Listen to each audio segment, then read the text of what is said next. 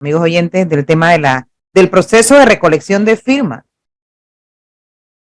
Está interesante, y sobre todo que Maribel Gordón, mujer panameña, profesional de este país, que aspira a ser candidata a la presidencia de la República, si tuviera un motor, diríamos que el motor de Maribel Gordón va encendido en turbo, porque están ascendiendo a toda velocidad.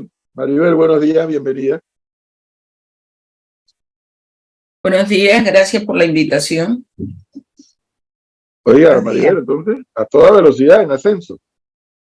Bueno, se trata de un trabajo organizado, planificado, consciente, con un voluntariado de personas jóvenes que creen en la necesidad de adecentar este país, de caminar hacia la plena participación, hacia el respeto de los derechos humanos y sobre todo, que es lo que aspira a la población, a obtener las condiciones materiales de vida que están reflejadas en el Plan para la Vida Digna.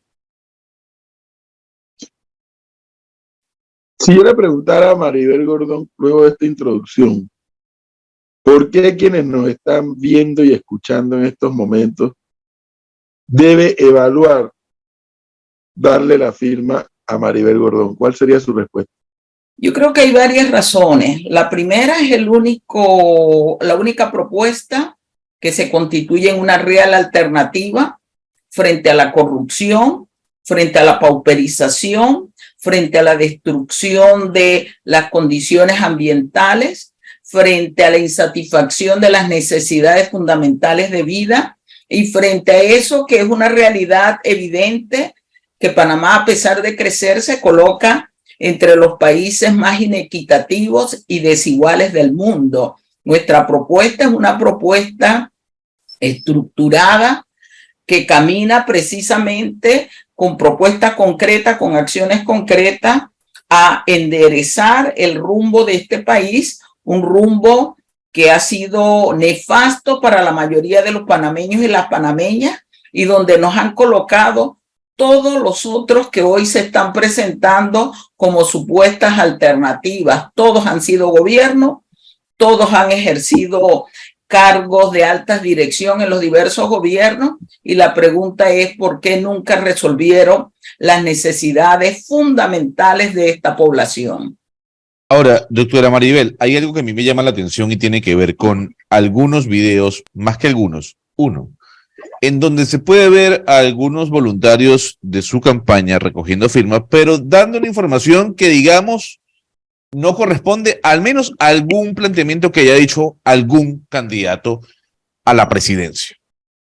Una privatización del seguro social, de alguna forma una política que, repito, al menos no se le ha escuchado a ningún precandidato presidencial. ¿Usted qué puede reaccionar sobre eso que se conoció en redes sociales? Bueno, nosotros hemos sido claros y hoy en estos micrófonos voy a adelantar que nuestros activistas han sido acosados, intimidados y forzados en los procesos. Y no solo nuestros activistas, yo he recibido denuncias de personas que han planteado el apoyo, el respaldo a la candidatura, a la precandidatura de Maribel Gordón, y los cuales han sido insultados. Nosotros queremos y hemos llamado a nuestros compañeros y compañeras a no dejarse caer en este tipo de artificios que son propios de una partidocracia, de unos pseudoindependientes desesperados.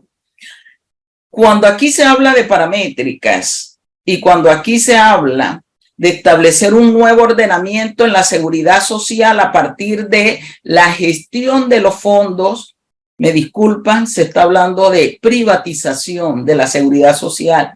Y así lo ha denunciado Maribel Gordón y lo ha sustentado y lo ha demostrado, no ahora que estamos en campaña, lo hemos planteado desde el 2005. El Banco Mundial es claro, la privatización, hay diversas formas de privatizar y ese ha sido uno de los mecanismos que nosotros hemos venido denunciando de manera categórica. hemos planteado un problema fundamental en términos de la seguridad social que hay que resolver y que hemos sido claros desde la lógica de una seguridad social como derecho, de una seguridad pública garantizada desde el esquema público, y hemos planteado la necesidad de regresar a lo que se ha denominado el sistema solidario. Entonces, ese ha sido un planteamiento nuestro antes de la campaña, en medio de este proceso, y es algo el cual defenderemos en una gestión de gobierno de Maribel Gordón. Maribel, antes de continuar con el seguro social, que es un tema que evidentemente pues, a todos nos interesa y nos preocupa, déjeme dar un paso atrás antes de la pregunta de Gonzalo. Hay un tema que a mí por lo menos me hace reaccionar. Ese desequilibrio que hay en la sociedad panameña. Pues a mí me molesta cuando incluso colegas suyos, economistas, nos hablan de crecimiento económico. Qué bueno, ¿no? Sí, nos tenemos que alegrar que hay crecimiento económico de no sé cuánto %, y es el que más crece en la región, pero hay una serie de bolsones de pobreza que nos golpean en la cara. Eso a mí por lo menos me hace reaccionar. La pregunta es, ¿cuál es la visión que tiene Maribel Gordón de ese desequilibrio? ¿Cómo lo resolvemos? Fíjate, lo primero es que yo creo que este discurso del crecimiento económico ya está agotado. Fue una discusión que se sostuvo en toda la América Latina durante la década de los 50, los 60 y los 70. La CEPAL habló que el resultado de eso que llaman crecimiento económico había sido crecimiento económico con pobreza. Nuestro planteamiento no es de crecimiento económico, es de desarrollo económico que implica bienestar humano. El desarrollo económico requiere crecimiento, pero el crecimiento económico per se no lleva al desarrollo humano. Y es el planteo, es la base que estamos señalando, y en esa base, bajo esa lógica de caminar hacia el bienestar humano, el plan para la vida digna es concreto. Hemos establecido como el eje fundamental la vida digna. La vida significa la vida no solo de los seres humanos, sino también de todas las especies que nos rodean, con las cuales compartimos, y ese equilibrio armonioso que debe existir entre seres humanos y naturaleza, que hoy está siendo violentado y que a veces nos quejamos, por ejemplo, de la ola de calor, pero es resultado de un modelo de producción que arrasa y destruye naturaleza. Nuestro planteamiento es la necesidad urgente de rescatar los sectores productivos. Y ahí hemos hablado en términos concretos de la necesidad de rescatar el agro, la industria, que para mí es un tema fundamental, la agroindustria, la producción de alimentos e impulsar a los sectores de la micro y pequeña empresa. Entonces es un eje que está dirigido a generar desarrollo en los sectores productivos que garanticen seguridad y soberanía alimentaria, que permitan un desarrollo a las áreas rurales, que generen empleo digno con salario justo y por ende cotización a la caja del Seguro Social. Y tenemos que revisar sin lugar a duda las formas en que se distribuye la riqueza en este país, que a muchos yo sé no les gusta, pero ¿cómo explica que el país que más crece en América Latina es uno de los países más desiguales de América Latina? Y eso tiene que ver porque a mayor crecimiento, la ponderación, la proporción que va a salario tiene una tendencia descendente, y eso ha afectado no solamente a los trabajadores, a la clase obrera, sino a las denominadas capas medias, que han visto deteriorado su poder adquisitivo, y que es real esta situación. Entonces, para nosotros eso es un eje fundamental, importante, y lo otro tiene que ver con una revisión, yo creo, concreta, profunda, de la política fiscal. La política fiscal tiene dos áreas: el área presupuestaria, y aquí hay que reestructurar el presupuesto en función de los intereses nacionales y sociales, que implica dar una prioridad en función de ello. En este país el 20% del gasto social se pierde en corrupción, es decir, de cada $100, 20 desaparecen. Y desaparecen porque aquí no hay certeza del castigo, aquí hay impunidad. Y frente a eso que hemos planteado la necesidad de investigar, juzgar, condenar y que devuelvan lo robado. Y el otro área es el área presupuestaria, perdón, el área tributaria. No podemos continuar con un sistema profundamente regresivo, donde son precisamente los asalariados y los que menos tienen los que aporten ponderadamente de manera más significativa al Estado. Aquí hay evasión, aquí hay elusión fiscal y este es un país que no soporta mantener ese tipo de relación. Hay que contribuir al Estado para fortalecer las condiciones sociales que permitan generar lo que nosotros llamamos el flujo circular de la economía. Licenciada, usted hablaba del tema de empleos dignos con salarios justos, pero eso tiene que ver mucho con el tema de educación. La educación que en Panamá, bueno, hay quienes incluso la tachan de mediocre, vemos a cada rato los llamados a paro y a huelga de los profesores, el Ministerio de Educación que se queda atrás en muchos temas importantes para que esto cambie. O sea, ¿qué planes tiene Maribel Gordón de llegar a la presidencia de la República en el tema de educación? Lo primero es ordenar. Aquí se dice educación mediocre, queremos educación de calidad, pero ¿cómo la medimos? ¿Referente a qué? Y eso a lo que tenemos. Es uno de los primeros puntos que tenemos que señalar. La educación solo puede ser medida en función de esa visión de país que se tenga, de hacia dónde apunta el desarrollo nacional y social. Y en función de ello yo estructuro la currícula educativa que garantice precisamente los objetivos que nos estamos planteando en el largo plazo. Eso no existe. Pero a eso se niegan los miembros de las dirigencias magisteriales. No quieren cambios en el sistema. Fíjate que eso no es así. En este país se han dado múltiples diálogos sobre el tema de la educación. Aquí se ha llegado a acuerdos y aquí precisamente ha sido la parte gubernamental la que ha incumplido. Yo puedo darte el ejemplo reciente, y no solo reciente, el histórico. En este país, la ley orgánica de educación establece como mínimo el 6% por educación. ¿Qué gobierno ha dado eso? Aquí se comenzó a transformar una currícula educativa en función de lo que se consideró lo que debe ser las prioridades a partir de un programa de ajuste estructural que estaba dirigido precisamente a cercenar todo proceso de pensamiento crítico en el país. Y ahí es donde usted ve que han desaparecido un conjunto de asignaturas o se les ha reducido la cantidad de horas.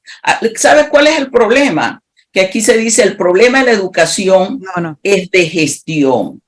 Lo de la materia de relaciones de Estados Unidos con Panamá. No solo eso, filosofía se ha reducido. Porque nunca se quitó del pensum. Vamos allá, no solo es quitarla literalmente, sino qué tiene como contenido.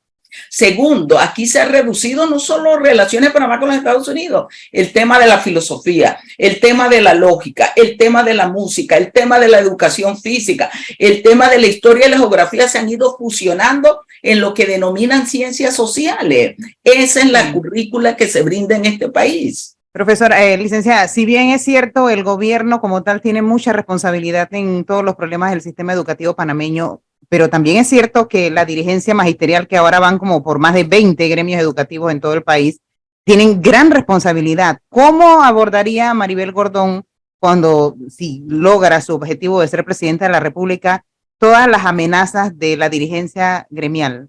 De paro, de suspensión, porque ellos nunca están contentos con nada ni con nadie. Muy probablemente a usted le pase lo mismo. ¿Cómo lo enfrentaría?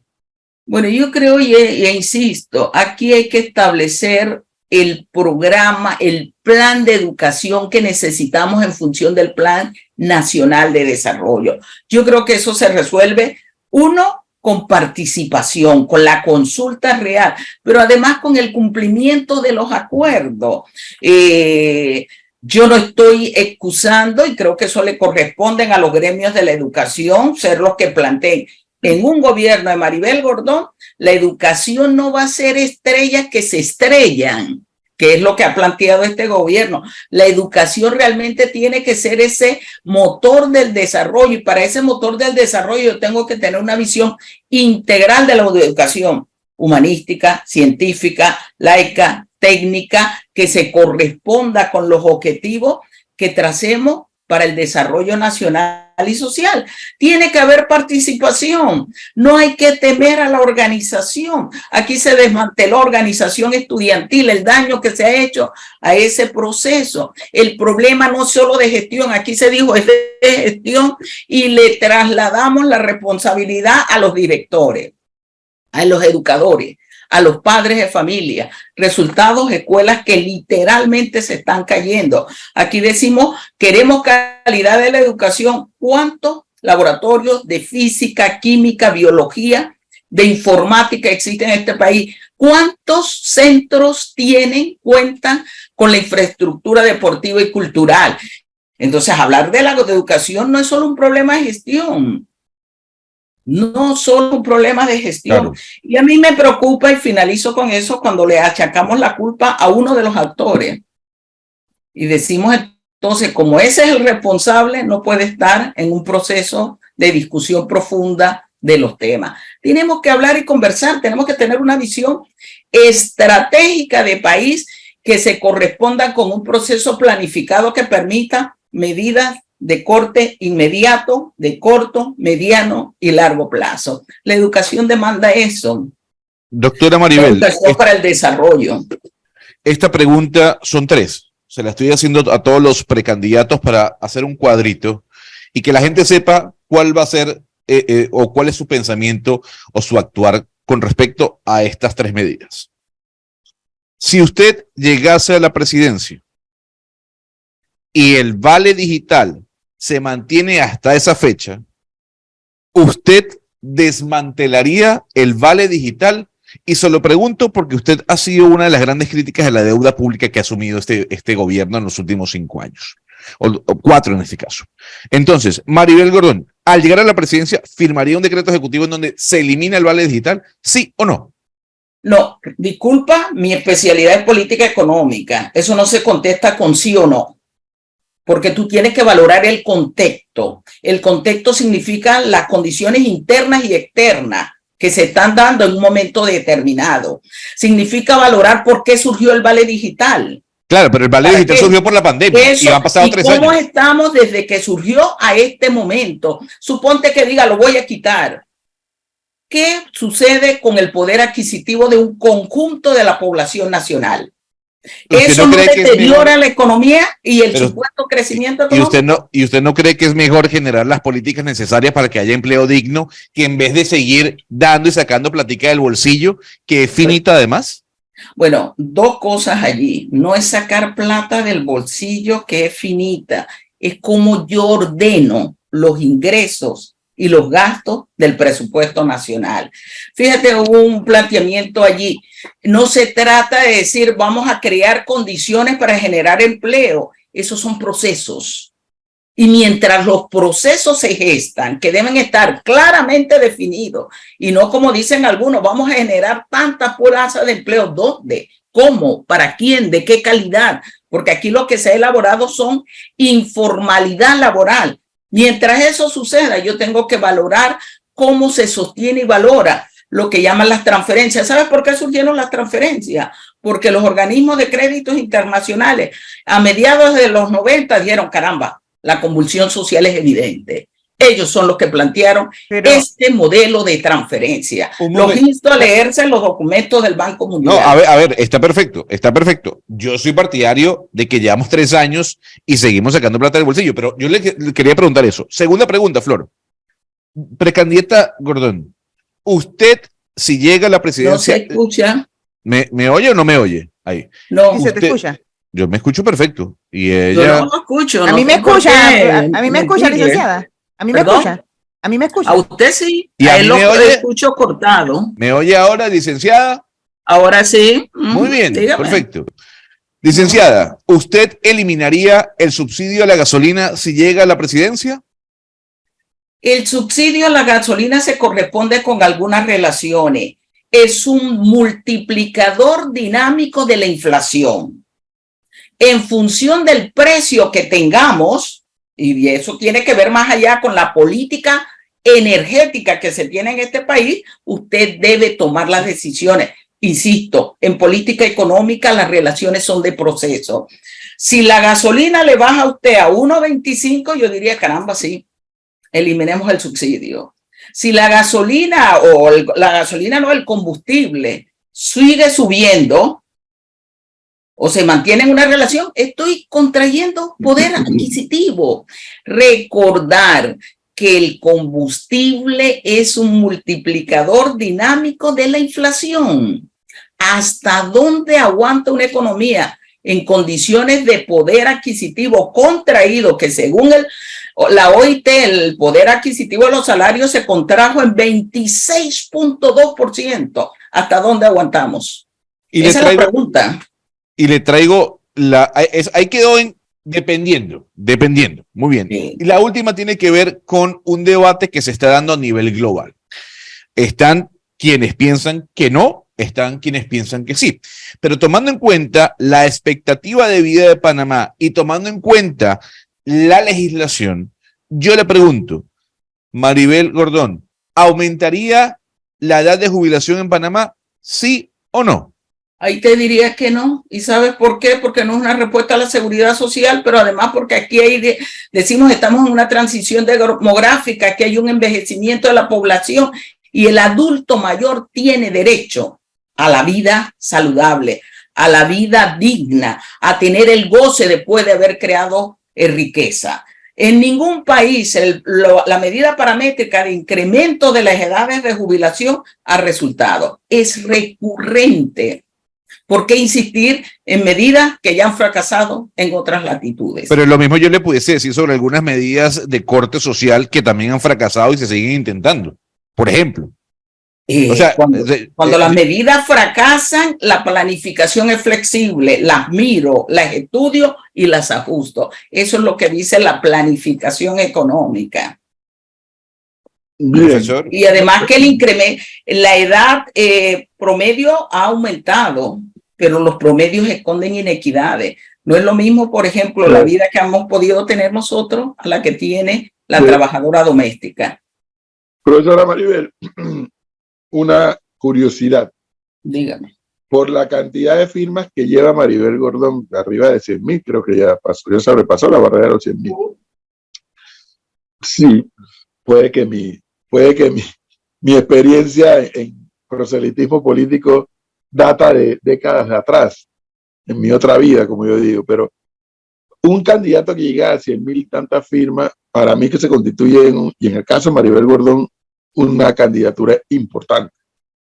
Para mí es una candidatura importante ya con más de 100.000 firmas. ¿Qué le dice la gente a Maribel Gordón? Obviamente yo sé que tiene activistas en todas partes, pero usted también sale a la calle. Más allá de si abrazan o no abrazan las ideas de Maribel Gordón, me gustaría saber el termómetro que un candidato pone cuando está en la calle, escuchando a la gente, chocando manos, pidiendo firmas, te quiero decir algo. ¿Qué concluye Maribel Gordón que le está diciendo a la gente? No a Maribel Gordón en su candidatura, sino cómo se sienten en el país. Bueno, lo primero sí, superamos las 105.000 firmas, a menos de 1.000 de estar ya directamente entre los 3 primeros lugares. Así es. ¿Qué nos dice la gente? Usted es la llamada a desentar este país. Usted es la llamada a ver las necesidades fundamentales de la población. Ya ha estado con nosotros.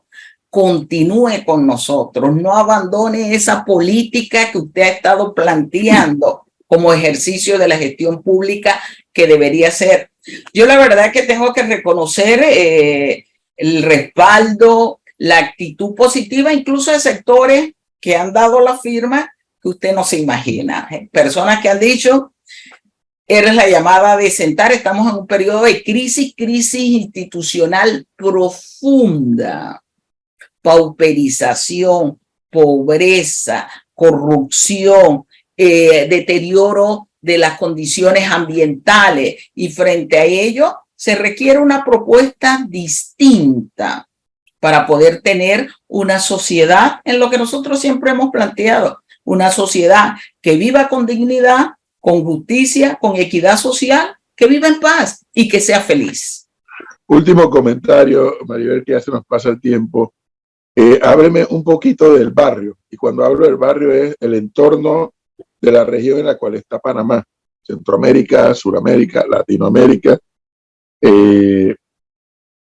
La izquierda acaba de recibir un golpe durísimo electoralmente hablando en Chile, donde la ultraderecha pues logró una cantidad de votos inesperada. Hay una, no sé si ya se habrá enfriado, pero hasta la semana pasada había una crisis institucional en ciernes en Colombia, el procurador versus el presidente, donde la izquierda es la que gobierna en el Ejecutivo colombiano. El señor Lula, que es el presidente de Brasil, sin embargo, el señor Bolsonaro a cada momento le pone palos en la rueda y así por el estilo. ¿Cómo ve Maribel Gordón el entorno? Bueno, yo creo que aquí se habla en términos genéricos de la izquierda y creo que a veces hay que diferenciar en estas connotaciones. No voy a entrar en ello, podríamos hacer todo un programa sobre ese tema de progresismo, izquierda, socialismo. Lo que sí señalo es que quienes llegan a la gestión, a la conducción del Estado a través del gobierno, tienen que tener un nivel de responsabilidad. Y ese nivel de responsabilidad es gestar las políticas por las cuales se comprometieron. En el marco de que esa izquierda genere las políticas que lo llevaron precisamente a los triunfos electorales, la sociedad, los barrios, las comunidades caminan, aceptan el planteamiento. Creo que también tenemos que señalarlo que vivimos un contexto en donde hay fuerzas que se han opuesto a estos cambios y que efectivamente han hecho golpes suaves, golpes blandos, golpes judiciales, es decir, también una política de acoso frente a un esquema de gobierno que son distintos porque tienen planteamientos distintos en torno al cómo gestar la conducción del sector público y en torno a las medidas y acciones que se deben emprender para garantizar la equidad, la justicia. Y creo que ese ha sido el tema. Buen punto, me agrada ese punto porque finalizo con una pregunta, porque como dice Gonzalo, ¿qué pasa si Maribel Gordón ya no solamente logra la firma, sino que es candidata y además que pudiera ganar? Una vez candidata, quedan probabilidades de ganar. Hay un tema que nos está golpeando en la cara a toda la región y a los panameños no estamos exentos de eso. Me refiero al problema migratorio. Pero hay un denominador común, Maribel, y quiero conocer su opinión, porque Panamá tiene que jugar un papel en esto. Es un país clave por su ubicación geográfica. Yo le he comentado aquí en el programa y lo he comentado también en entrevistas. Hay un denominador común. ¿De dónde son las principales migraciones que están pasando por Panamá? En primer lugar lo están ocupando Venezuela. Luego Cuba y Haití. Qué casualidad Cuba y Venezuela con dictaduras de izquierda. Lo de Haití, que es una anarquía simplemente. Haití es un estado anárquico. Y todos estamos discutiendo sobre el problema migratorio en la región, pero no todos estamos discutiendo sobre la génesis de esa migración. Yo no conozco a nadie que se vaya de su país para irla a pasar mal en otro país, pero es que se van es porque la están pasando mal dentro de su propio país, puntualmente Cuba, Venezuela. Y bueno, me dicen, pero ¿por qué sacas a Nicaragua? Porque Nicaragua siempre ha estado migrando. Nicaragüenses, si no, pregúntenle a los ticos. Y no es un tema de la dictadura de Ortega ahora, sino es un tema de que ellos la han estado pasando mal siempre y siempre han estado migrando. ¿Cómo analiza Maribel Gordón este problema de la migración? Bueno, yo creo que tenemos que entender algunas cosas. Lo primero es que tú lo ubicas desde el fenómeno, dice, la gente que está migrando son los que vienen de países de izquierda, de gobiernos de izquierda. En el caso de Cuba, yo creo que no es un secreto el bloqueo económico que mantiene a un país en condiciones difíciles, pero que a pesar de ello da lecciones en algunos temas. Por ejemplo, la respuesta frente al COVID de Cuba fue mayor que la de Panamá, incluso con prospectos de vacunas que han sido significativas.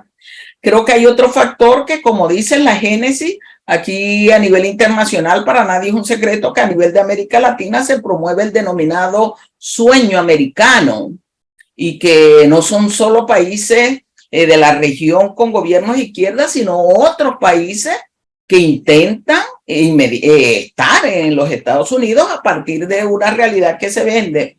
Sobre el tema migratorio, yo creo que son causas que deben ser analizadas también, cuál ha sido la política que se ha promovido a nivel del continente, ¿no? Sobre el particular. Pero en el caso particular de Panamá, yo creo que uno de los problemas graves, gravísimos que tenemos es que adolecemos de una política nacional de migración. Aquí la política de migración tiene que estar sustentada sobre los 33 artículos de la Declaración Universal de los Derechos Humanos. Se dice que en el último trimestre 130,000 aproximadamente migrantes entraron a nuestro país. Yo creo que Panamá tiene que dar un ordenamiento en materia migratoria respetuosa de los derechos humanos y en el conjunto de una posición nacional ir a una posición con otros países que permitan hacerle frente al tema. El problema es que hemos sido supeditados a una visión hegemónica de lo que va a ser y de lo que debe ser para ellos la política migratoria. Entonces nos hemos constituido, al igual que México, como en el freno donde van a estar esa población migrante sin alguna alternativa que hoy se está profundizando producto de políticas que ha determinado un país. Y eso tiene un costo para la nación. Entonces estamos en función de otros intereses y no de una política seria basada en los derechos humanos para atender el tema migratorio en Panamá. Fíjese, doctora Gordón, que yo no la quiero despedir sin hacerle esta pregunta porque va ligada a lo que decía el profesor Edwin Cabrera. Dígame. Y yo me quiero referir a lo que está pasando en Nicaragua. ¿Para usted Nicaragua es una dictadura? Yo soy respetuosa de la autodeterminación de los pueblos. Ellos fueron a un proceso electoral, tomaron decisiones y en función de ello hay un gobierno. Hay algunos hay algunos sociólogos que dicen que es el Estado, es un aparato coercitivo. Claro, pero fíjese que en muchos debates que se da, la democracia no solo se establece por hacer elecciones. Claro. En Cuba hay elecciones, en China hay elecciones. Sí. Ahora, ¿qué tipo de Estados elecciones? Unidos también ha habido problemas de donde se ha señalado, bueno, este no ganó, pero claro, pero entonces la consulta es, para usted en Nicaragua no se vive una dictadura. ¿Qué es una dictadura? Empezando por allí, porque es parte de la discusión que tendríamos que tener. Y para definir una dictadura yo tengo que tener claro cuál es qué es el Estado, desde el punto de vista normativo, jurídico, social. El Estado es un aparato que impone determinadas condiciones.